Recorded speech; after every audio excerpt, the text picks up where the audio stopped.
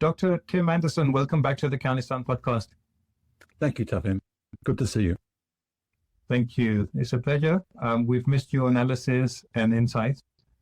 Just to, for the audience's sake, I've been trying to get this session organized for some time now, but it's been a bit difficult because Tim's been traveling a lot in recent weeks and months, which was actually why I thought this session is even more pressing because of some places that Tim's visited. So Tim, tell us a bit about where you've been traveling and what you've been up to. Well, as you say, I've been traveling to a few different places. I think the ones that you're interested in at the moment are the ones in West Asia, yes, Syria, Lebanon, and Yemen, but also Iraq and Iran and some other parts of the world because I'm involved in some networks which are international, basically. Honestly, okay. So you've been to Iran as well. So tell me, because the first time I spoke to you, you were on your way to Lebanon. What was the situation on the ground?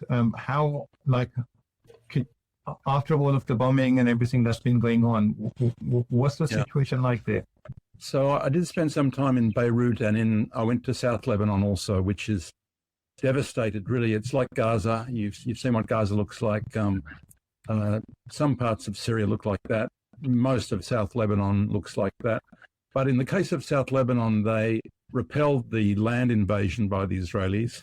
Of course, the problem is that neither Lebanon nor Hezbollah have ever had really any sort of serious air defense.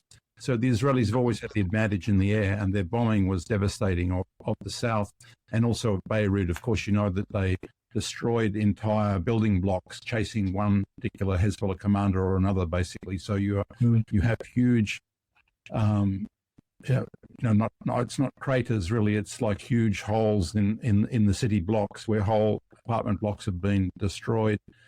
And I think they killed around 8,000 people. And the bombing has resumed also from the air. But as I said, there was a huge effort to repel the ground invasion, which involved not just the Lebanese militias from the Shia side, the Hezbollah and Amal, but also almost all the Palestinian factions had representation in Lebanon. So they were involved, Hamas, Islamic Jihad, the Popular Front, they were involved in defending some of those villages in South Lebanon.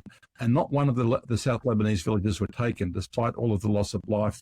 They repelled that, the ability of the Israelis to completely take some of those villages. They still occupy some land down there, and they've been bombing from the air. But the villages were back. I was down visiting there, and in all the destruction, a little bit like Gaza, I suppose, that they're sitting around drinking tea. They've lost many, many friends. They've lost their houses in most cases, not all cases, but in most cases. But they're still there on their land, drinking tea and smoking akili and so on. So it's an extraordinary sight, really, South Lebanon there. But Beirut, it's a shattering thing too. People are going through all sorts of different psychological trauma, including children, of course. Children, a friend of mine, have their own trauma from seeing these devastating attacks on city buildings. I remember being shocked myself more than 40 years ago watching the invasion of Beirut in 1982 on little black and white television screen. But I couldn't believe that they were simply shelling a major city like that back in 1982, and then of course followed the massacres of the camps in South Beirut, the Sabra and Shatila. But that's happening again, and it's really a terrible trauma, particularly for children in Lebanon. A lot of people are quite damaged, quite depressed, I would say, by what's gone on. But nevertheless, there's a great spirit of resistance still in Lebanon, and they haven't surrendered. They're not going to surrender. And even though they have a very reactionary prime minister at the moment, he has had to acknowledge that there's no possibility that Lebanon or the Lebanese people are going to normalize with the Israelis, their traditional enemies, who have invaded Lebanon many, many times. And if it were not for the resistance in Lebanon, of course, most of South Lebanon would be North Israel these days. So everyone knows that. Yeah, it's true. Obviously, Israel, the USA has like a active policy of ensuring that Hezbollah or Lebanon doesn't have an active air defense, actually any of the countries there apart from Iran. And it's pathetic, this whole policy that they've had of just causing as much misery to civilians and innocent people as possible. So it's so sad to see all of this destruction that's going to take a long, long time to recover from. What about, because as you say, Hezbollah defended the south of Lebanon very successfully, and then the fighting stopped as a result of the kind of ceasefire that was negotiated, which Israel never really honored at all. However, fighting kind of stopped to a degree. But since then, there's been a lot of talk about Hezbollah being weakened because of the top leadership being decapitated in the organization. So from an organizational point of view, did you get a sense of like what the strength is of Hezbollah, not just the strength, but the spirit of resistance and how Hezbollah is perceived in the country? It's certainly true that some serious damage was done to Hezbollah at the leadership level, but also the munition dumps. There was a great penetration of Hezbollah intelligence by the Israelis. A lot of people admit that.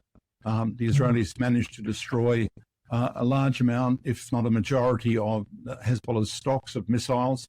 So they've taken damage there on their logistics, on their stockpiles as well, which of course were coming from Syria and in many cases manufactured in Syria. Although Syria under Assad was a weak state and wasn't able to respond to the Israelis because they were still fighting on several fronts, nevertheless they were an important conduit for munitions to Hezbollah and to the Palestinian resistance.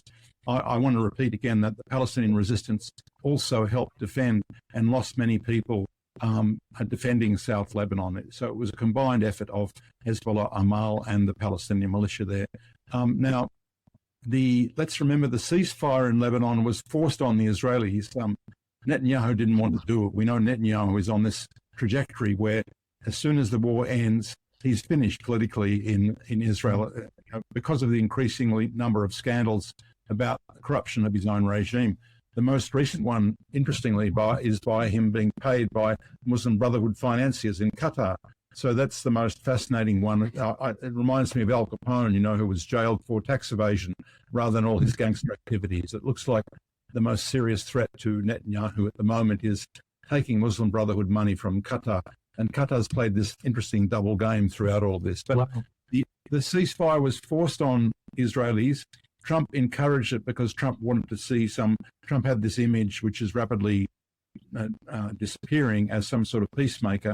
So he really forced that ceasefire on the Israelis. But they'd taken a lot of losses in South Lebanon, and the army really had lost a lot of its morale. They were exhausted from fighting in Gaza for so long. They were exhausted from fighting without making advances on the ground in the south of Lebanon. You mentioned that the Lebanese haven't had air defense. I think at one stage, Assad in Syria gave them a Pantsir air defense, but I think the Israelis destroyed that some years ago, basically. The Syrians, for all their weaknesses, they had air defense. And although the Israelis were attacking them over a period of time, they had to, after one of their aircraft was shot down about 8 years ago, they had to launch their missiles from over the Mediterranean or over Lebanon or over the occupied Golan. So for a while, the Syrians had an air defense which deterred Israeli air power over that part of the world, but that's gone now. We know that after the HTS takeover of Damascus, that the Israelis went in and destroyed as much as they could of the defense infrastructure, the air defense, the early warning systems, and so on. They've been jamming the GPS there for a very long time, but they destroyed a lot of the strategic capability of the Syrian army there, which no longer exists now. So really, the Israelis can reach Iraq now. Iraq, of course, has some air defense, so there's some in the region. They have to go to Iraq before they face any sort of threat to their planes. Also, we'll talk about what's going on inside Syria, but if we talk about the impact of what's happened in Syria, the impact of that in Lebanon, how do you see that, like with supply chains broken for Hezbollah, but communications maybe also? So do you think that is like a permanent thing, or do you think that there might be some agreement between the current Syrian government or faction within that and Hezbollah in future? Do you see any possibility of that? Not with the current Syrian regime, which, by the way, the US has just announced they're not going to recognize the al-Qaeda regime as a government either. So in a sense, they've done their work. You know, that the point of Jilani, the point of Jabhat al-Nusra, ISIS, all of those groups was to destroy an independent Syria, and they've done it. And that was, of course, strategically, it was always very important to the US and to the Israelis to destroy that link effectively between Iran and Hezbollah and Palestine. And so that logistical support for the resistance in Lebanon, the resistance in Palestine is gone, basically. There are ways around it, but Syria as a base, as a manufacturing base, as a supply base, has gone, and really the Jilani crowd, the Jilani regime, which is carrying out its own crimes now against Syrian people, as predictable, because, you know, at the beginning of the so-called Syrian revolution in 2011, it was reported as early as April 2011 that the slogans of the groups that are in power in Damascus now were Christians to Beirut, Alawis to the tomb. That was their slogan back then, and they're acting on it now. They're still hostile to the Christians, worse to the Alawis, and huge massacres of the Alawis there. So there's no, and they've made it very clear that they don't want to fight the Israelis. Their enemy is rather Hezbollah and Iran. So they've adopted the baggage of the Israelis and the US without a formal alliance with Israel. But we know that there's no possibility that the Jilani crowd is going to be drawn into the resistance there. At the same time, it seems that at least the Trump administration has realized that there's no amount of whitewashing of Jilani and his past and his gangs, which have been carrying out horrific massacres on a very large scale, involving tens of thousands of mainly Alawi minority people on the coast and in the central region around Homs and Hama, but also to some extent Christians and Shia and some other minorities. A lot of the Shia sought, and I believe got, political asylum in Iraq early on. They were camped near the Lebanese border. They went across the border. That border is now much more difficult to cross these days, and a lot of people are trapped in Syria that would like to escape. There have been some important clashes between Shia villages on the Lebanese side, in the Bekaa Valley side, and the HTS militants, basically. So that's virtually mounted into international incidents at that scale there. There's some sort of cooperation between the Lebanese government, but they're not really calling it Hezbollah, but they are Shia villages who have some support from Hezbollah, logistical support there. And they have even killed and taken prisoner some of these HTS characters who, of course, are ideologically extremely hostile to the Shia, and they've announced it as part of their mission to attack Hezbollah. So in other words, the declared enemies of this new regime in Damascus are the same enemies as the Israelis have, effectively. So that's really changed the nature of the region quite a lot.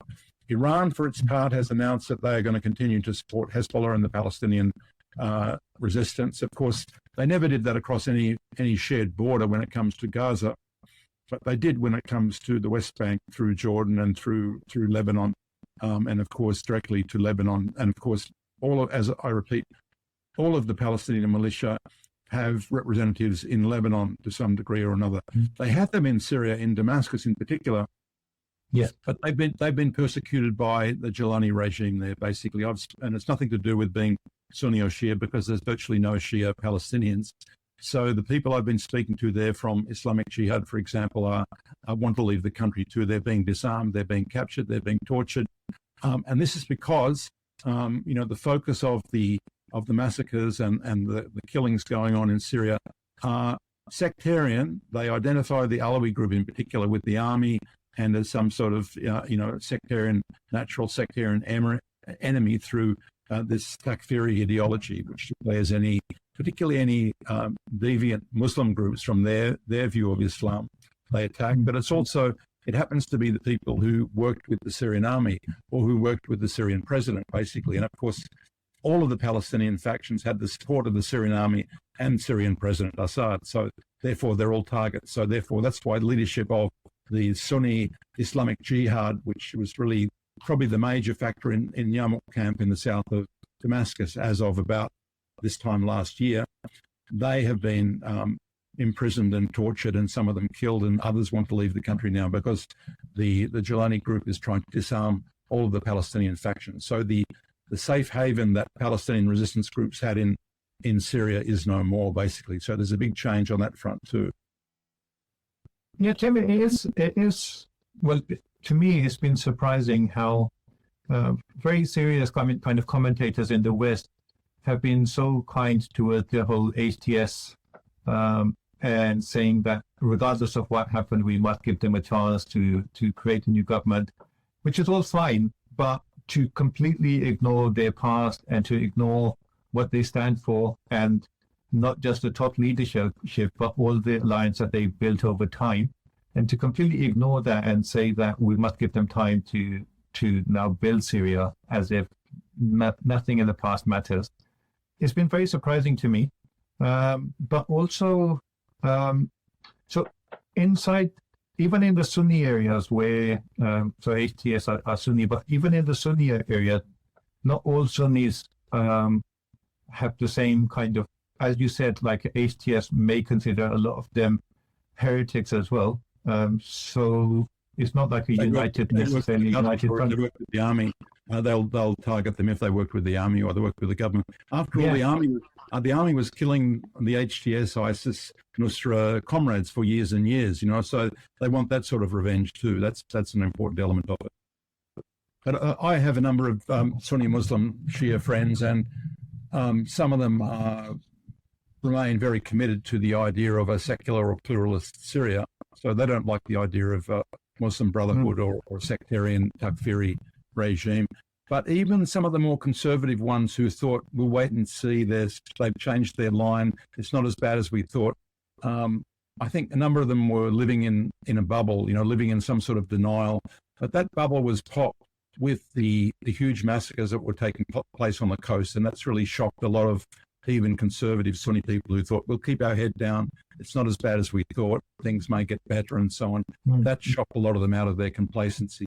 I don't know that they're necessarily doing anything about it, but I mean, there was certainly a lot of people who were, and I think this is an interesting phenomenon, ready to fly the Red Star flag, very, very quickly.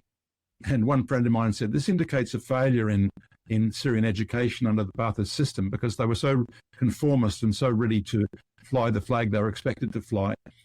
In my interpretation, most of the people that were putting up the so-called Free Syrian Army flag, or whatever it's called, the old French Mandate flag, as some other people call it, and mainly it's because they wanted to survive.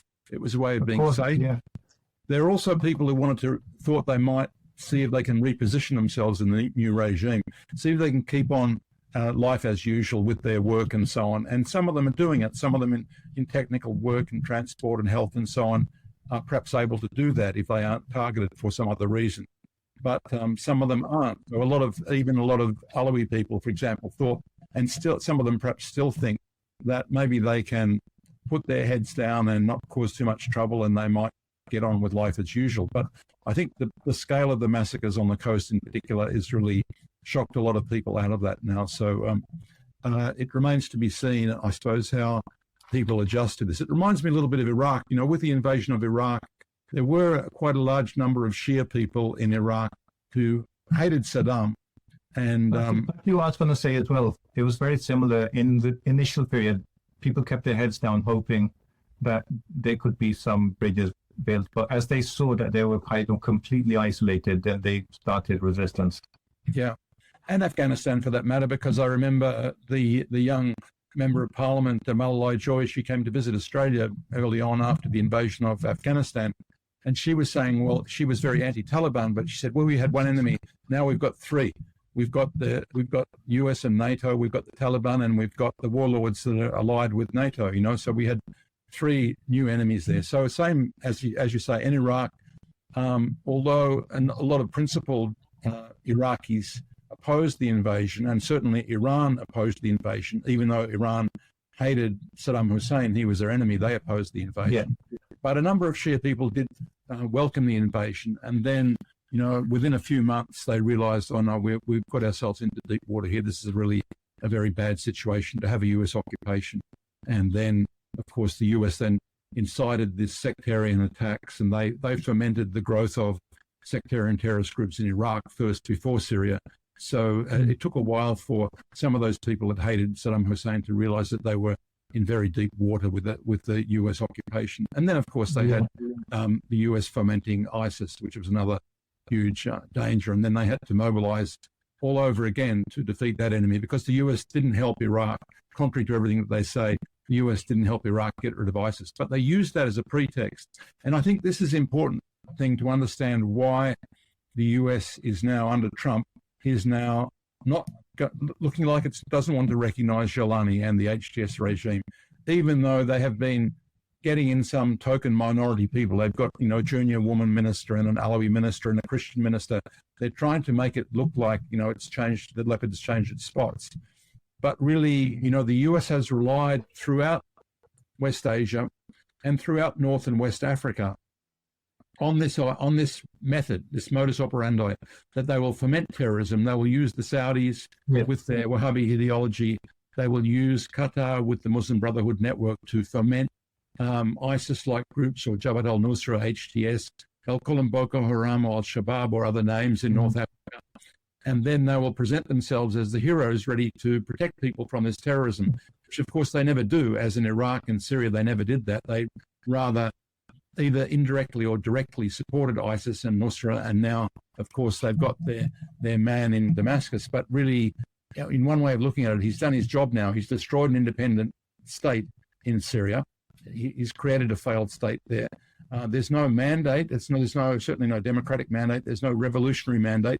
There wasn't a revolution. There was a surrender, effectively, by the Syrian army, a collapse in the command, all the reasons for which we don't yet know. But there was certainly a collapse in the Syrian army command, including the commander-in-chief, the former president, and they took over basically in a vacuum, and they're still there. But I think that the Trump regime may be reasoning, to the extent that they reason these things through, that they can't really afford to be directly recognizing what is a UN Security Council listed terrorist group, HTS, as a legitimate government. Otherwise, their rationale for intervening in a large number of countries disappears, basically. Of course, it is the regime that they wanted. And in the case of the propagandists you mentioned, the Western propagandists, the ones hired by USAID and NED and MI6 or MI5, all those groups now, of course, they got what they wanted, effectively. They destroyed the Assad regime, the one that they demonized to have people believe that this was a regime so evil that even these throat-cutting, head-chopping terrorist groups were preferable to it. They got what they wanted, and now they're struggling around to sort of try and rationalize, or justify, that this is some sort of improvement in some way, because the language seems to have changed a little bit, and Jolani's put on a suit. But I think perhaps cooler heads in Washington are saying, no, just a minute, if we recognize a group that's listed, doesn't matter what the US listing is, at the UN Security Council, Hezbollah is not listed as terrorists there. Hamas is not listed as terrorists there. Islamic Jihad is not listed as terrorists. But yes, HTS, Jabhat al-Nusra, ISIS are still listed. And because of China, because of Russia, they're not going to be removed in a hurry. So how can the US step in and say, we recognize this group as a government, and then pretend that they are fighting terrorism anywhere else? Yeah, and I suspect that's what behind the fact that the Trump regime has just announced in the last couple of days that they're not going to recognize HTS or any other government. They don't recognize any regime in Syria at the moment. That's probably to cover their ass for all of the interventions they're trying to do across North Africa as well as in West Asia. I heard that just Qatar alone spent like about $1 trillion in trying to get rid of the Assad government over this whole period. And that's just coming from Qatar. So I don't know how much resources were put in over this past 10 plus years. I mean, the US invested, you're right, this Qatar from the very beginning with the Muslim Brotherhood groups, and then up until the end with HTS, Qatar was the main financiers. And the Syrian army officers were telling me last year that so far as they were aware, the Saudis had stopped doing it. The Saudis were funding some of the groups for quite a long time because, of course, ISIS and some of the others were very strongly creatures of Wahhabi ideology, which comes directly from Saudi Arabia. But with the normalization between Iran and Saudi Arabia, brokered by China, and with the re-entry of Syria into the Arab League, and that was a smokescreen in a way. It was a way of fooling Assad really into trusting the monarchies of the Persian Gulf. But nevertheless, it seems to be the case that the Saudis stopped directly funding those groups in Syria, and it was Qatar, the main financier, through Turkey, because of course Mr. Erdogan is also one of the key Muslim Brotherhood players that was financing these HTS terrorists in the north of Idlib. And of course, we know Syria's Russian friends, whatever you may say against them or for them, but they didn't really help resolve that situation in Idlib. They stopped the Syrian army's assault on the terrorism in Idlib back in 2019, 2020, but it was never resolved, although there were a stance for that was never resolved, and it was a sleeping problem. And then, of course, in the end, Turkey or Erdogan and the US and the Israelis took advantage of it. And perhaps no one really predicted that there would be such a collapse in the Syrian army, but certainly that offensive was planned as soon as the Israelis ground to a halt in South Lebanon. They'd failed in Gaza. Netanyahu had failed in Gaza. They failed to retake any ground, although they managed to bomb it with devastating effect Lebanon. But they hadn't made any serious military gains in South Lebanon, which would allow the settlers to go back to North occupied Palestine and so on, just as they'd failed to destroy the resistance in Gaza, basically. So they were looking for a win, and perhaps unexpectedly they got it with the destruction of the Assad regime in Damascus. Hey there. I hope you're enjoying this episode. Let me just take a moment to introduce our sponsors for today. This episode is kindly being sponsored by the Worldwide Listings Company Limited, or WLC for short. WLC is a complete A to Z Amazon account management service. So if you're looking to start an e-commerce business, or you already have a business that you want to take to the next level, then get in touch and WLC will be able to help. Just for transparency purposes, let me also mention that WLC is a company that I personally created and am a director of. So when you get in touch with WLC, you will be speaking with directly myself or my team, and we very much look forward to speaking with you to see how we can serve your needs. Thank you. And with that said, let's get back to the episode.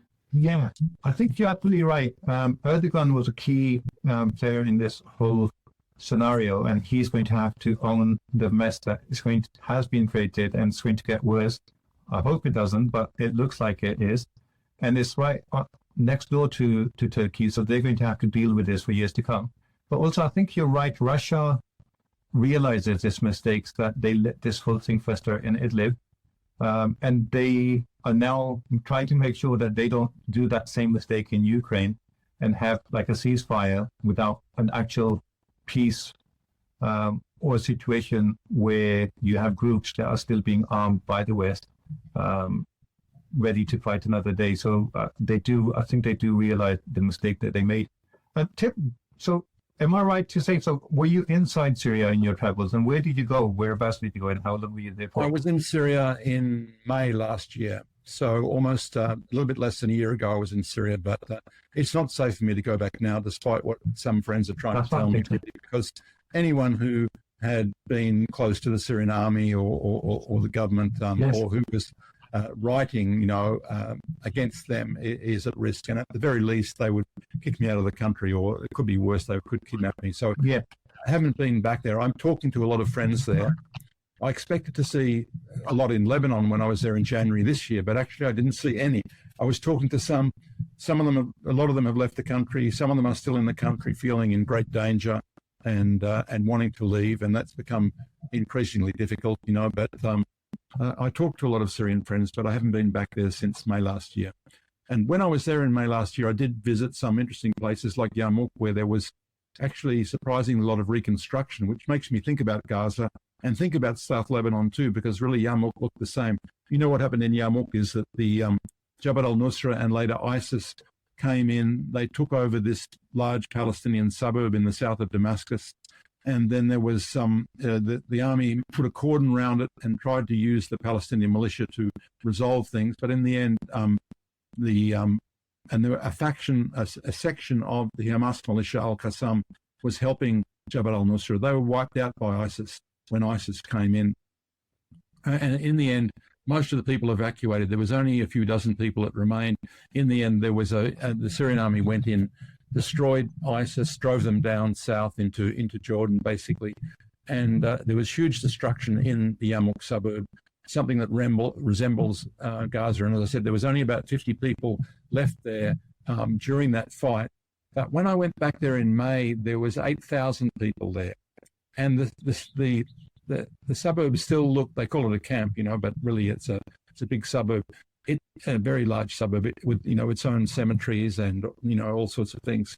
It looks like Gaza. It looks really destroyed, but people have gone back and managed to build.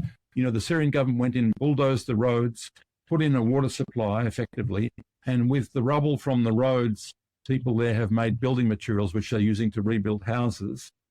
There were 6 schools when I was there. 3 of them operated by UNRWA, the UN agency for the Palestinians. And so it's amazing to see, people reconstruct their destroyed areas like ants or bees. You destroy their nests, you destroy their hives, human beings come back and do it. And I know that's happening in Gaza now. There are people who they look for shelter immediately, then they look for fresh water. It's a step-by-step process. So people will find ways to get some shelter from the rain and from the cold, and to get some fresh water, and eventually maybe some sort of power. And they had rebuilt sports facilities in Yarmouk, and there was a women's swimming pool.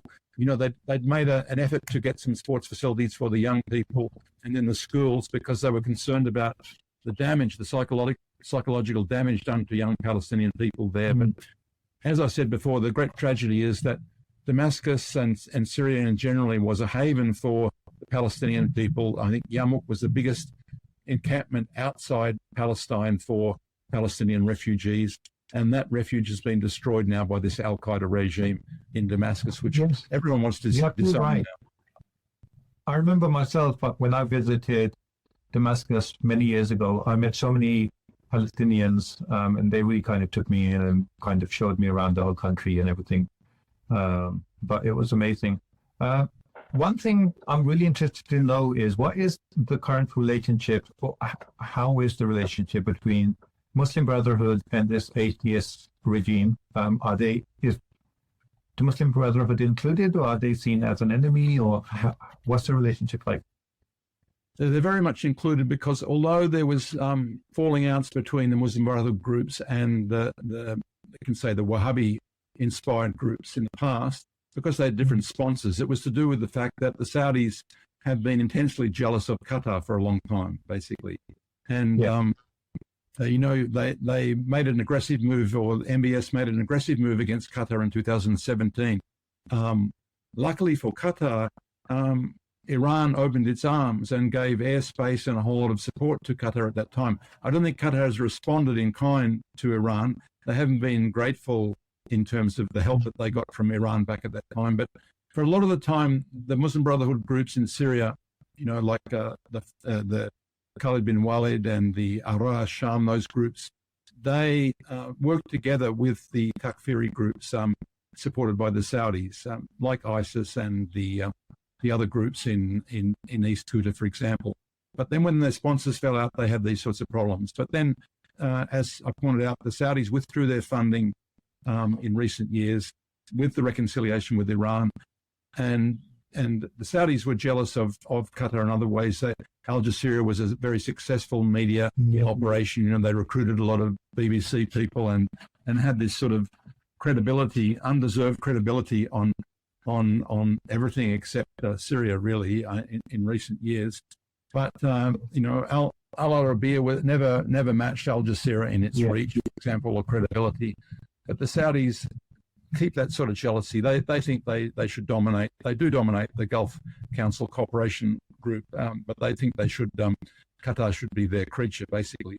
But in the end, it was Qatar that was funding, the main funder for HDS. So although Jilani himself had been through Nusra and ISIS, so he'd got funds from the Saudis as well. In the end, Qatar was the main funder.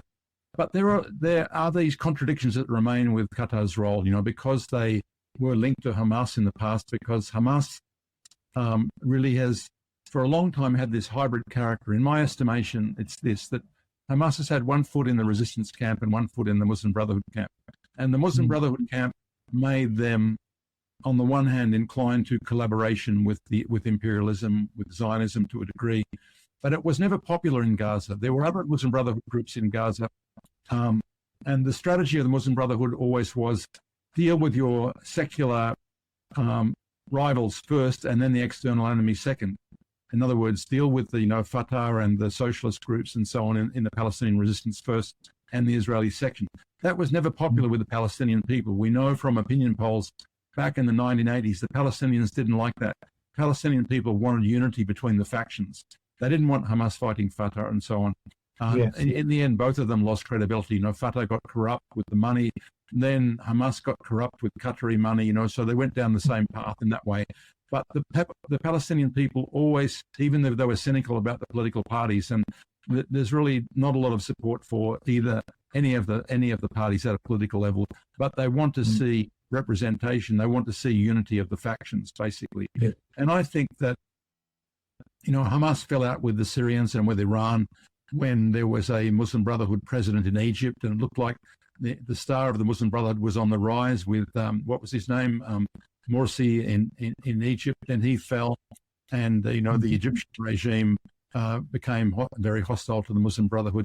So, but nevertheless, Hamas really certainly wrote the Muslim Brotherhood affiliation out of the picture with their 2017 charter.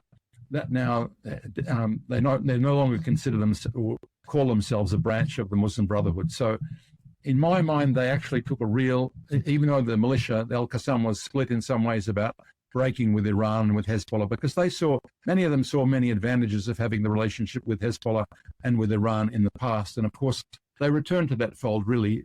Iran seduced them back with money and weapons and other sorts of support, basically. So to my mind, Hamas moved back into the resistance camp more and distanced itself from the Muslim Brotherhood camp. But Qatar all along had been in the Muslim Brotherhood camp and a serious collaborator. The major US military base in the whole Arab and Muslim world is in Qatar, and you can't sort of marginalize that. It's very important when it comes to any sort of regional dynamic, basically. So the contradictions remain, because I saw in South Lebanon, for example, that I mentioned the Palestinian factions were fighting to defend South Lebanon. So also were some Muslim Brotherhood fighters. There were martyrs from the Muslim Brotherhood in South Lebanon defending South Lebanon. And as a result of that, I heard, I'm not sure that it's confirmed or it's happened yet, that Qatar was going to help with money for the reconstruction of South Lebanon. Now, there's another interesting contradiction, because really the ideology of the Muslim Brotherhood is very hostile to Shia Islam. But nevertheless, they had that experience of being helped by Iran when they were in trouble with the Saudis. And now it seems like they took a part certainly in the resistance in Gaza and the resistance in South Lebanon. And so there may be some Qatari financing of some of that reconstruction in South Lebanon, whereas the Saudis, for their part, were apparently going to contribute to the reconstruction of Sunni villages in South Lebanon. So the sectarianism remains on the part of the Saudis, even though they'd withdrawn from that role in Syria for some time. So there is this contradictory nature of the Brotherhood, certainly so far as Qatar is concerned. To my mind, Hamas has moved away from its sectarian roots there, in the sense that, the late Yahya Sinwar, of course, acknowledged his the normalization with Syria and the affiliation with Iran before he died. So there has been a sea change, I believe, in the character of the Hamas leadership there and their cooperation with other Palestinian factions, rather than trying to destroy the other factions first and then the Israelis second. Obviously, they've taken a lot of sacrifice themselves. They sacrificed a lot of young men fighting for Gaza, resisting the Israelis, and recruiting large numbers of young Palestinian boys, in particular, in Gaza, basically. So I think there's been a big change to Hamas.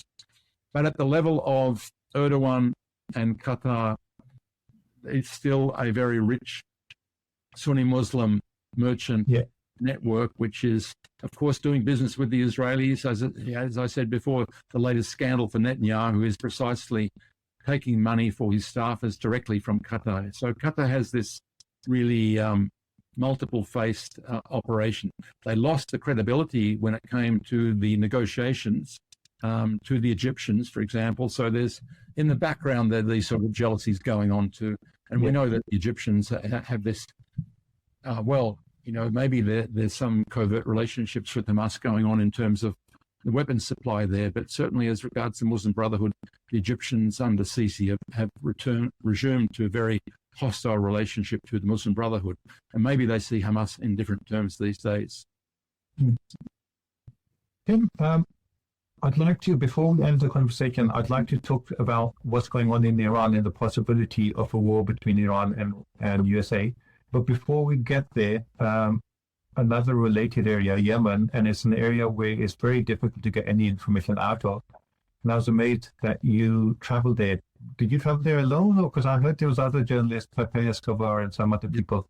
Were you in that group, or were you a different? No, I went there just before. I went there in January, February.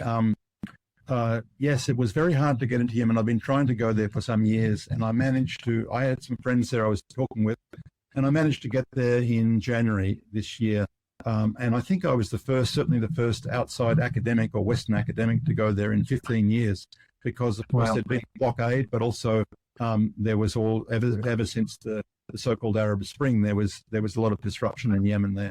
And then there was that blockade, which is sort of the easing of that blockade has allowed the opening, some transport openings, and of course some opening of the import of fuel and grain to Yemen, which has been important in recent years too. So I went by myself in January, and then we did see a number of foreigners. There were some Latin Americans who went soon after me as I was leaving, in fact. A couple of Latin Americans came in. And then there was a larger group of foreigners, about a dozen foreigners, who went for a conference on Palestine they held in March, last month in summer. Yeah. So that group with Mandela Mandela, Pepe Escobar, and a number of other people that attracted some publicity. That was an important breakthrough, basically. They want to see it. They want that connection with the outside world. And online, we're developing some relationships. There's some Latin American colleagues who are now visiting Yemen also and planning to visit in future. So there are some renewed openings there. Basically, some of the transport links are opening up, and as I said, some of the shipping links too, mainly through private business, because the fuel and grain coming into let's say the liberated areas of Yemen, because the Ansarullah-led coalition government, which everyone likes to call the Houthi rebels, which is very misleading, really. The Ansarullah-led coalition government, which includes what was the main opposition party, the General People's Congress. They've been part of the government for the last 10 years, basically. They control about 70% or more than 70% of the country, the populated parts of the country. I mean, I'm not talking about land or desert areas, but the populated areas about 70%. About 30% is still under an occupation, which is dominated by Emirati and Saudi-backed groups, basically, including Al-Qaeda groups. So they're fighting similar sorts of coalitions to the Iraqis and the Syrians were fighting, basically. So, but in Sana'a, the capital, there is still a lot of devastation. You know, there was a terrible war for many years. The Yemenis came out on top in the end. They went through, and they're still going through a terrible economic crisis. And I think a lot of people are really curious to learn. Certainly I was asking people about this. How is it that until the Gaza genocide, Yemen was said to be suffering the worst humanitarian crisis on earth? Yeah. If we ignore the Democratic Republic of Congo for the moment, but certainly people were talking about it as the worst humanitarian crisis until the Gaza genocide, how is it that the Yemenis were those that lifted their hand to help the Palestinians against the Israelis? The only state that did that, when you would assume that they were weakened by this siege. And indeed, in many respects, they were. And the short answer to that really is that the ideology of what they call the Quranic project behind the Ansarullah movement, it's a movement rather than a party, different to Hezbollah in that respect, is that really they see it as a moral duty to help their Palestinian brothers and sisters. And they regard the martyrs of the resistance in Lebanon and in Palestine as the same as their own martyrs. The dead Yemeni leaders whose pictures are all around the Yemeni cities, are matched by the pictures of Yahya Sinwar and Hassan Nasrallah. They really regard those people as the same as their own, and they have a moral duty to support the Palestinian people, and indeed the resistance of Lebanon. And that's why they've said to the Israelis, you attack Lebanon again, you attack Gaza again, we will attack you directly, because this is an assault on our own people. So they really have that strong moral conviction that the idea of tactics will come later. They're not thinking in a cautious way about what will be the consequences and what will happen, as the Syrians were and the Iranians still are, because of course in Iran, while they support financially and in other ways all of the independent peoples of the region, they are calculating in Iran that if we have a really serious assault on the Israelis, which amounts to an existential threat to the Israeli regime, the US will get involved, and then it will be an all-out war between Iran and the West. And I think that's one of the key factors that makes the Iranians more strategically cautious, as they call it. Yeah. So tell me, I have heard a bit about the difference, obviously, between the Houthi and the Ansarullah. But as you've been, obviously, as you're an expert in the area, but also now you've been there personally, what is the difference and what is the Ansarullah movement? So the Houthis are a clan, basically, a clan from the north part of Yemen, mainly from the Sadr province. And they were the founders of the Ansarullah movement back, 15 years ago, basically. No, 20 years ago, sorry, because the former president, with the green light from George W. Bush in the US, killed the founder of the Ansarullah movement, Hussein Badruddin al-Houthi. So they were the founders of it, and his younger brother, Abdul Malik Badruddin al-Houthi, is the leader of the Ansarullah movement now.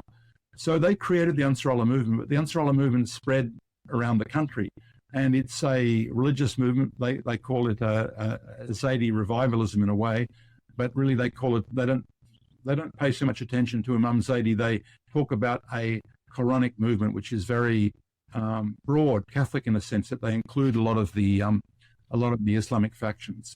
They are not Shia in the sense that it's spoken of by the West, and it's not just Houthi rebels. They are an actual revolutionary government, the only real revolution of the so-called Arab Spring of 2011 arising from that, and they've certainly controlled most of the country since 2014. The UN Security Council, to its disgrace, really, without serious dissent, continues to recognize a former regime from 2012, which is now effectively in exile in Riyadh in Saudi Arabia, as the government. So they're propping up this idea that there's some fake government outside the country, which is the real government. They're all in five-star hotels in Riyadh in Saudi Arabia, basically. So to call them Houthi rebels is ridiculous. They created this Ansarullah movement. Ansarullah led this revolution, 2014, 2015. They then, contrary to perhaps also the propaganda, they included most of their political opponents. They split the General People's Congress, in part of which is now in Riyadh and part of which is in their government. For example, there's a man, Habtour, who was prime minister of the government, of the Ansarullah coalition government. He's not Ansarullah. He's from the General People's Congress. I think from 2017 to last year, he was the prime minister. Now he's in the Supreme Political Council. So there are important senior figures from the opposition who have been part of that coalition. It's a genuine coalition. And Ansarullah has a history of this, of trying to include, so far as possible, their opponents, if they're Yemenis and not outsiders, not outside mercenaries in that government. So it's a genuine coalition government. It's a revolutionary government. They have an advisory council. They have an assembly. They have, but the leader comes from the Houthi clan. But it's wrong to call them Houthis or Houthi rebels. That's just really trying to belittle them and say it's some sort of family regime, like the Saudis, which is actually a family regime. There's no real state in Saudi Arabia. It's a lot of private companies associated with a clan.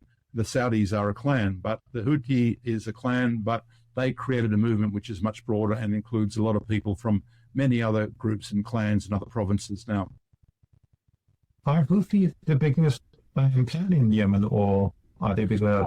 No, not necessarily at all. No, but they were the founders of this Ansarullah movement and with this Quranic project. So as I said, they've included many other clans in that from other provinces, basically. I went to a couple of other provinces when I was there. One of them is Beta province. In Beta province, it was heavily armed. People, the Yemeni army there are no conscripts in the Yemeni army there. They are all volunteers, and they were volunteering. They wanted to go to Palestine to help liberate Palestine too, but Jordan and the Saudis won't let them through, basically. There's an incredible fervor there. You may have seen the huge rallies that they have in Sanaa, in the capital. This is a main road in the capital, which used to be an airstrip, and now it's sort of a 8 to 10 lane road with a big section in the middle where they have their and car parks where they have their rallies in front of a a shrine to some of the dead Ansarullah leaders there, basically. So those rallies come out to support what the leadership declares in terms of for example, their Red Sea operation in support of the Tufan al-Aqsa, in support of the Palestinians in Gaza there, basically. So when there's tremendous popular support behind, it's a genuine revolutionary regime. It's not like the HTS Al-Qaeda regime in Damascus, which doesn't have a revolutionary mandate. They do have this mandate. They call these huge rallies with hundreds of thousands of people, not just in Sana'a, in the other cities as well. And the people come out and they really are very enthusiastic about arming themselves. There's a few, and most of the arms, I should add, are made in Yemen. There's this sort of idea that Iran is somehow supplying them with these weapons. Yeah. I was looking in an army surplus store in Sana'a for some a jacket or vest or something like that, and I was saying, are there any Yemeni ones made here? Because a lot of them were made in China. And this is a funny aside, really, that I wanted something that was Yemeni made, basically, and they said, no, all the Yemeni stuff's not very good quality, it's rubbish, The Yemeni made stuff is rubbish, except for the missiles, they said, except for the missiles. Now, the missiles, I got to see in there, they have a museum in Hodeidah on the coast, where they, where one of the main ports that they control there. There's another one north of Hodeidah, Ras Isa, where the fuel comes in. But in Hodeidah coast, Hodeidah port, which has been bombed by the Israelis, and in that vicinity, they also have the Galaxy Leader, one of the ships that they commandeered, the Israeli ship that they commandeered there. But there's a museum there at Hodeidah port, which has a history of imperialism, basically, not just in West Asia or the Arab world, but also Southeast Asia. They got the history to educate their young people on what happened in Laos and Cambodia and Vietnam and so on. And then all up to all through the various operations in Palestine and Lebanon and Yemen and Syria and so on, up to Tufan al-Aqsa, up to the Al-Aqsa flood operation in Gaza, and then their operations against the Israelis and those supplying the Israeli regime. And they have all the weapon systems there. And they're virtually all made in Yemen, basically. Of course, they've reverse engineered a lot of things, but even the famous AK-47s, most of them are made in Yemen. Most of the AK-47s, which every second person in many parts of Yemen carry, are made in Yemen. And then you move on to the drones and the unmanned ship boats, the kamikaze drone boats and the missiles, the hypersonic missiles. The latest one when I was there was the Palestine 2 missile with a kafir on the top of the missile, like a scarf on the top of it. Palestine 2, it is rated at 16 Mach, 16 times the speed of sound. It's virtually unstoppable. These are the ones that they've fired. I was so surprised, even the USA doesn't have those kind of missiles. So yeah, I think Iran does, but they're not coming from Iran. They're made in Yemen. They have a lot of smart young people. They have a lot of technological capacity. I think people underestimate them, thinking they're all shepherds or goat herders or something like that. No, they have very smart young people. They've got control of their technology. And while they're lacking a lot of things, and there's a lot of poverty there, and while people think a lot of the quality of things made in Yemen are not that good, when it comes to the missiles, they're putting their top technology people into that. So that's what they're threatening the Israelis with at the moment, and the shipping there at the moment. And that even if they haven't sunk any US aircraft carriers yet, the aircraft carriers and the other ships are having to expend a lot of their defense mechanisms, to defend themselves from the various missiles that are being fired at them. Because from their point of view, one is the moral project, but the other thing is, and they will point to this, and they've got legal experts, under the convention, the 1948 Convention on the Prevention and Punishment of Genocide, there is a duty on signatories to that convention, and Yemen is one of the signatories, to act to prevent genocide, and that includes against the accomplices of genocide. And they say, this is what we're doing, not just according to our moral view of the world, but also according to international law. Who else is doing that? Who else is acting directly under that obligation to prevent the crime of genocide being carried out in Gaza? So they say that's what they're doing. Tim, also, what's the organizational structure like of Ansarullah? I'm just asking because it seems like USA is trying to repeat what Israel did against Hezbollah and decapitate their leadership. And if that was to happen, do you think the movement would survive? Well, as I said, it's a movement, not a party. So in a sense, it's a little more amorphous there. People join the movement without signing up as members, basically. And there's a parallel structure. From what I see, there's this Quranic movement is the core of it, basically, that comes from Hussein Badruddin al-Houthi. And the pictures of him are everywhere, basically. But people are reading, and he was killed in 2004. So that's more than 20 years ago. The movement has its own organization. I met people from the movement. For example, there will be someone from the cultural section of Ansarullah, but then the state has a Ministry of Culture with its own people there. So it's parallel to the state in a way. Now, they lead the state at the moment with a revolutionary mandate, with the mobilizing people still, basically, and with advisory councils and so on. But from what I can see, of course, they have very well-known leaders, but a lot of their senior leaders are not identifiable. Like there are some other people in the Houthi family, for example, who are not, and some others who are leaders of Ansarullah who are not seen in public. They have their spokespeople. You've seen Mohammed Boukaiti, for example, who's regularly on television. There are some people who are very well known, and there are many other military commanders who are not well known. And certainly I got the impression that while the Israelis had penetrated Hezbollah intelligence substantially, and Hezbollah is now undergoing a complete review of its communication systems and everything, the intelligence on Yemen was much worse. Now, the Yemenis actually arrested in recent months a number of Yemeni UN employees who they believe are working as spies for the US. And of course, that's how spies work. They get into NGOs, they get into academia, journalism, and even UN agencies. So there's been a protest from the UN about this, but there's about 40 of them, I think, who were Yemenis, because the foreigners who come and working for the UN actually have some sort of impunity. There's some sort of immunity deal that happens with UN agencies. So it's really, the Yemenis are very particular about trying to prevent this espionage, because so far they know from the targets that apart from the overt targets, like the Israelis bombed the cranes at Hodeidah port, for example, so they knocked out a lot of the capacity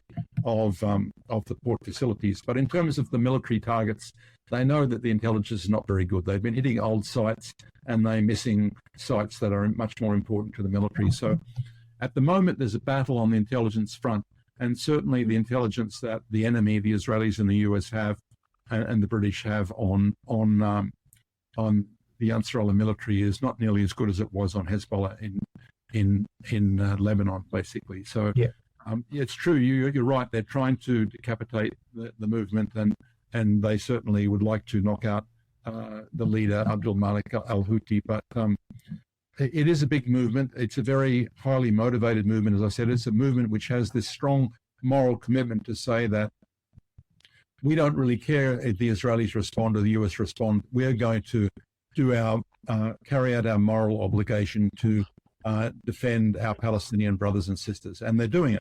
They're the only state that's doing it in the region at the moment. And I say a state because, as I said, it's really wrong to keep referring to them as Houthi rebels. Unfortunately, it's a myth that has justified the blockade. The UN Security Council not recognizing the revolutionary government in Yemen has really perpetuated this blockade, which has affected most of the Yemeni people, because if this is Houthi rebels destabilizing the region, when in fact we know they are fighting al-Qaeda groups supported by the Saudis, supported by the Emiratis, supported by the US, they are really, that blockade of most of the Yemeni people is there with the rationale of these UN Security Council revolutions from back in 2015. I think the only way around that for the international community is to start to give some decent recognition to the Yemeni people and the fact that they actually have a revolutionary government which does represent most of the people of Yemen.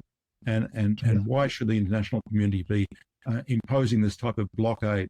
The blockade, by the way, is bridged to a degree by the fact that, for example, the private businesses that are distributing fuel, for example, in Yemen at the moment, are really doing business with the enemy, with the Emiratis. They're buying from the Emiratis. It's not coming from the Iranians, because to get around the paranoia of the Gulf monarchies that the Iranians were going to send in weapons to Yemen if they sent in fuel, the Yemenis simply said, okay, we'll buy it from you. We need it. We need the fuel and the grain to feed our people and for the needs of our people, and we'll buy it for. So at the moment, so far as I understand, most of the fuel coming into Yemen through Ras Isa port or Hodeidah port is coming from their Yemeni, from the Emiratis, basically. So to that extent, there is this private commerce across the so-called front lines of the occupation there, including, I believe, some commerce between Aden City and Sana'a City. But that's a dangerous front line for anyone else to cross, basically. It's certainly the occupation in Yemen is using al-Qaeda groups which have no scruples, including they've been kidnapping people, like kidnapping ordinary Yemeni citizens and UN workers, and then demanding ransoms, and covertly working with the occupation on these sorts of operations and suppressing the news of it. So it's a dangerous front line to cross, but because there are relations between private businesses in the occupied areas and in the liberated areas, or the areas run by the Ansarullah-led coalition, there is some breaches in that blockade. Yeah, that is amazing. So now turning towards Iran, how likely do you think, or how far is the escalation likely to escalate between USA and Iran, given how, for example, Trump's been saying if Ansarullah hits back and the USA are unable to defeat them, they're going to blame Iran, and then they're going to come after Iran. That could obviously just be an excuse. But at the same time, Trump's been saying that there's been some direct talks going on between USA and Iran. So how do you see that panning out? I feel that there's still a big danger of a massive conflict there. Yeah, that danger is there for sure, but you have to really be very careful about placing too much reliance on what Trump says. You know, Trump says all sorts of things, like this trade war. He says all sorts of things. He's really, being driven on this vanity trip with what he says. First of all, with Iran, there's no direct talks with Iran. Iran has made that very clear in the past. They have indirect talks. Indirect talks have been going on for a long time. So when he claims he has direct talks with Iran, that's just rubbish, basically. He's just doing it for some political purpose. I think he said it when Netanyahu was with him. The other thing there is Trump saying that he's going to attack Iran if Yemen does something or other. First of all, Yemen doesn't need Iran's permission for anything and doesn't look for Iran's permission. It's true that Iran gives them some strategic support, probably some money, but Iran doesn't send them weapons, and Iran doesn't give them directions. And Iran has made that clear. They're not a proxy. The Yemenis have their own political will. They are doing things that Iran doesn't do and won't do at the moment, basically. Iran has been so cautious even to respond to the provocations that the Israelis have done to them. You know, what's this Operation True Promise 3? It hasn't happened yet. People are saying, is it going to happen? Iran says it's going to happen, but they're being extremely cautious about it. The Yemenis are different. They will say, we have a moral obligation to intervene in favor of Gaza, in favor of Lebanon. And they threatened it, and they're doing it, basically. And their missiles are hitting occupied Jaffa, Tel Aviv, as we speak. Basically, they don't hesitate to do what they feel is their moral obligation. Their weapons are not coming from Iran. Maybe they got some technological ideas from Iran and some advice from Hezbollah, but in fact, they've created a new air defense system called Hassan Nasrallah air defense system. We're waiting to see if it gets transferred to Lebanon. That may be more difficult at this stage, but they've certainly been using air defense. I think they shot down their 18th MQ-9 Reaper drone by the US, basically. So they've certainly got capacity. They've shot down some aircraft in the past. They've shot down a number of these MQ-9 drones, which are very expensive drones that the US is using over Yemeni territory and using for the attacks that the US is still carrying out against Yemen at the moment. So they have that capacity there. What Trump says about Yemen and Iran, don't pay any attention to that. Put all that to one side. Is there a risk of conflict between Iran and the US? Yes, of course. I agree in many respects with what a number of other commentators on this have said. Some of the realists from the US side, some of the Iranians like Syed Mohammed Marandi, some of the better informed US critical analysis are saying, look, neither Iran nor the US wants an escalation which draws them into an all-out war. Neither of those parties want it. Iran, of course, has been improving its capabilities and showing off its capabilities to some degree as a deterrent. They're showing off the fact that we have a lot of these missile systems, these drone systems, Iranian drones, or their technology being used in Russia with great effect, not because they're sending them to Russia because the Russians got the technology and they have reverse engineered it, and they're using those things to great effect in Ukraine at the moment. So Iran doesn't want an all-out conflict with the US, but they've been preparing for it for many, many years. And they're thinking too that the one factor in the region is the Israelis, and Netanyahu in particular. Everyone knows now, every serious analyst knows that Netanyahu has got everything from his own personal side linked to ongoing war and looking for even, if it's seizing parts, trying to annex parts of Syria, whatever it is, he wants the war to keep on going. He's resumed the bombing of Gaza, to everyone's horror. But he's the only one that wants that sort of escalation. He's wanted that escalation for a very, very long time. And it's possible if the North Americans are stupid enough, they may be pushed into that situation. Is Trump that stupid, or is he making all these statements to, as a bluster to try and impress people and pretend that he's got some sort of great bargaining power and he can bully anyone into, he can bully Iran, he can bully China into anything. I think his attempts to bully China over the trade war are failing. The attempts to bully Iran are not making much ground. The Iranians have made it very clear. First of all, they're not going to talk to him directly under those sorts of threats, under those conditions. Second, they're not going to give up their nuclear program. You go to Sayed Mohammed Marandi, you'll hear all of the reasons why the Iranians are not going to give up their nuclear program. I know that Scott Ritter's been saying something different, but I think he's quite exactly. He's been trying to suggest that Iran has to give up its nuclear program, has to negotiate with the US. I don't think there's any such mandate. There's never really been anything much for the Iranians in those negotiations with the JCPOA. What was in it for them was the withdrawal of these sanctions from many countries. And now the situation has changed. Russia and China have become very strong allies of Iran. That consensus that the US cobbled together, how long ago was it? It was 15 or more years ago, including Iran and China, is now disappeared, basically. And of course, as Marandi says, if Iran gives up its nuclear program, what's next? They will say, well, give up your missile program too, or we'll attack you. And the missile program is much more effective in terms of their defense because it's a very targeted thing. It doesn't have all of the moral problems of the indiscriminate weapons of mass destruction there, because the missiles are very precise and virtually unstoppable, so they're a much more effective deterrent and useful weapon, basically, as we're seeing in the Russian use of them, and to some extent the Yemeni use of them there. And also the Iranians have given a demonstration when they hit the Israelis in response for attacking and killing their people in Syria, basically. So Iran is not going to, contrary to what Trump says, is not going to fold and give up their nuclear program, whatever the apprehensions about nuclear weapons are. They're now saying, well, you can push us into having a nuclear weapon, but you can't push us into giving up our nuclear program, which has never been aimed at creating a nuclear weapon. And of course, from the US side and to some extent the European side, they'd always wanted to add things onto this nuclear deal, to add on, well, we want you to give up your missile program and so on. That's not going to happen, basically. So is the Trump regime stupid enough to keep pushing Iran to the point where, or China for that matter, to the point where they will, you push someone far enough and you'll get a reaction, as they found out with Russia.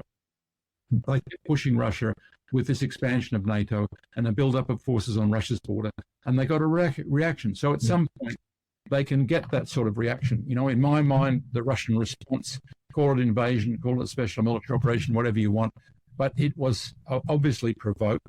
Even Pope Francis admits that it was provoked, and the Russians had to do something at some stage. So you can push someone so far. If they bomb Iran to a certain extent, they're going to get a reaction. Basically, if Trump allows Netanyahu to start a war with the assurance that Trump is going to support Netanyahu, they may get a war. There is that risk there. If the Trump regime is stupid enough for it, basically.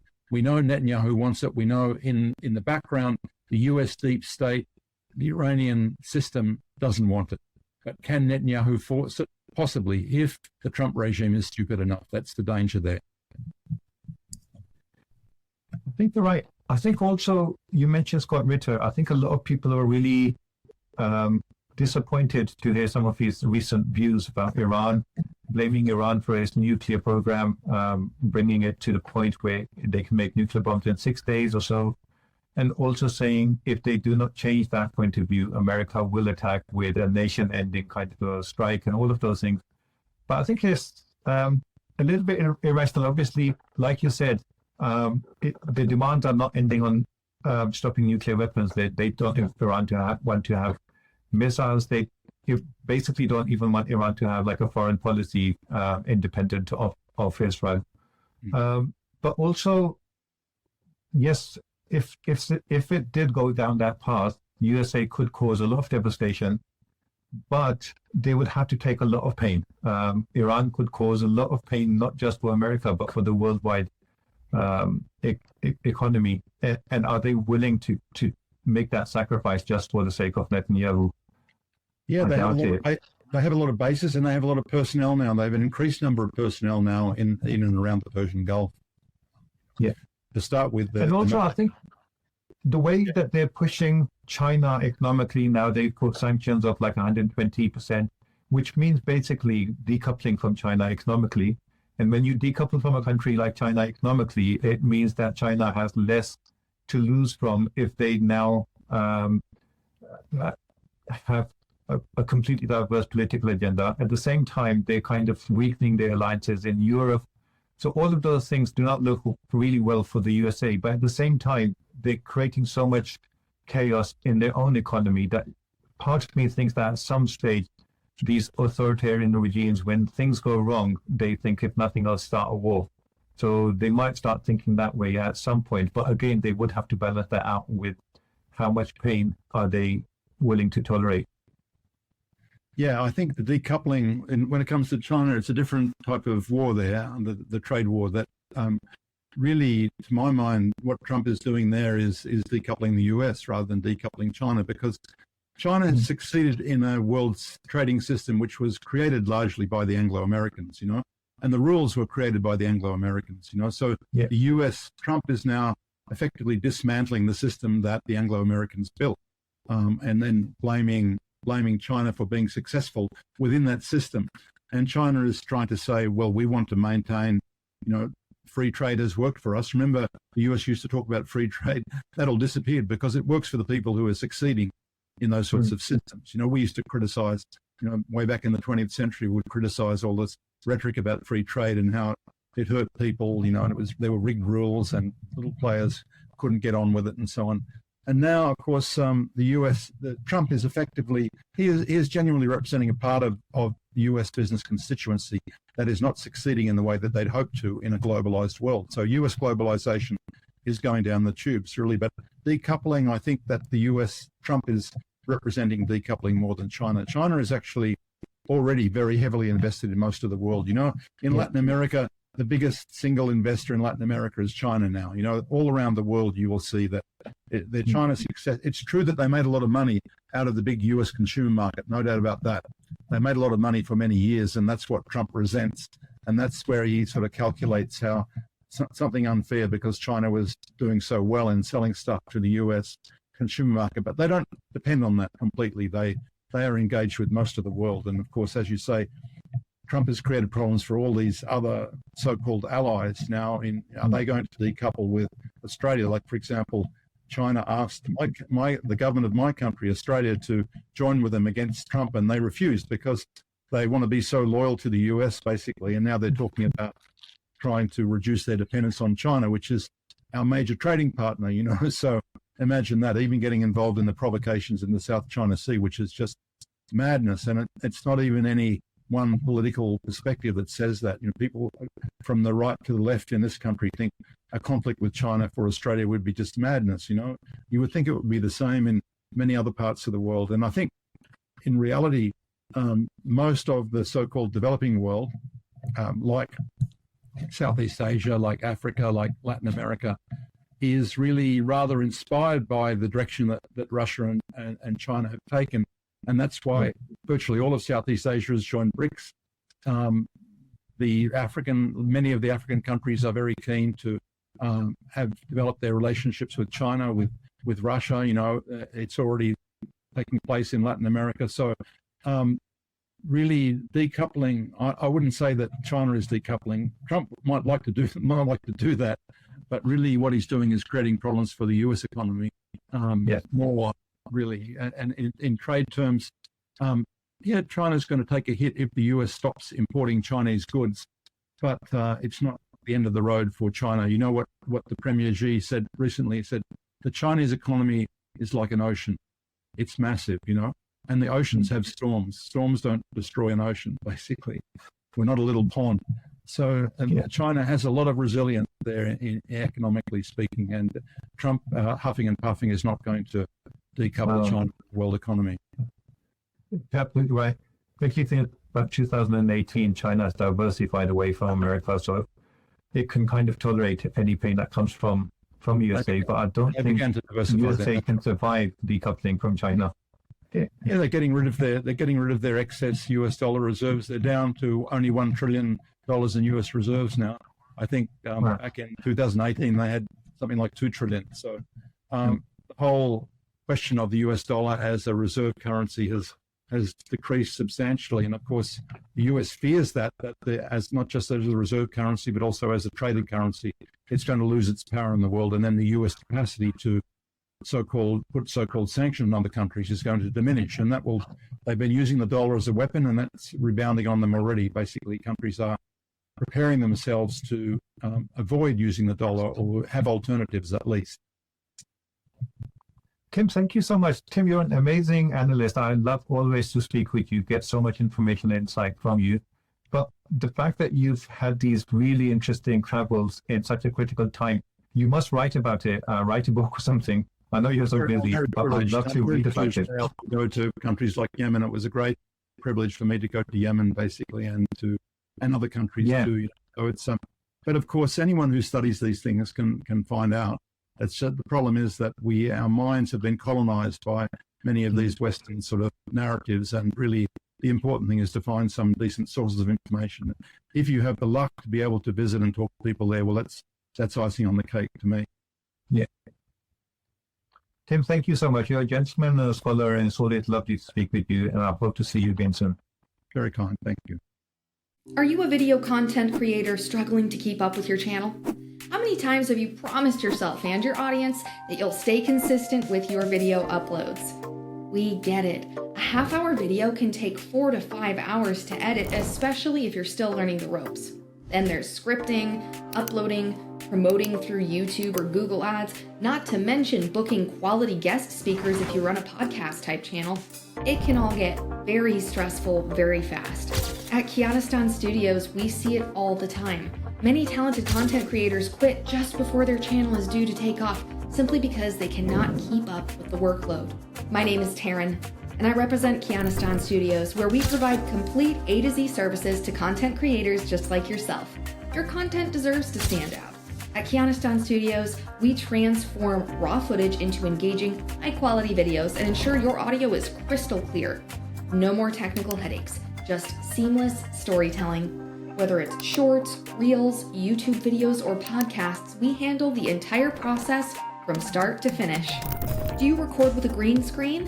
We can replace your background and put you in an office, a library, or even a breathtaking landscape. Absolutely anywhere you like. And then there are thumbnails. We all know how important a killer thumbnail is. After all, your title and thumbnail are the only things convincing people to click on your video. At Kianistan Studios, our experienced graphic designers bring your vision to life, helping you grab attention and get more views. Everyone has their own style when it comes to audio and visual effects, and that's great. If you want to add extra flair while keeping your videos unique and authentic, we have you covered. Wow! Did you see that? Do you need guest speakers for your podcast or interviews? We can help you find top quality guests for your show. Need a producer to be present during your recording? No problem. Our team has experience working with all major platforms like Riverside and can ensure everything runs smoothly. Okay, so you've put in the work to create an awesome video. Now it's time to get it in front of the right audience. Whether you're on YouTube, TikTok, Instagram, or Facebook, we create targeted ad campaigns to help your content reach more people and grow your channel. Thanks for watching. Whether you're just starting out or an established creator looking to level up while cutting down your workload and stress, we've got a tailored package for you. And as a special thank you, I'm offering a free video edit up to 30 minutes, no cost, no risk. Try us out and see the results for yourself. Get in touch today. I promise you'll be impressed, not just by our work, but by our professionalism and communication every step of the way. Click on the link and ask for Taryn, and I look forward to speaking with you soon.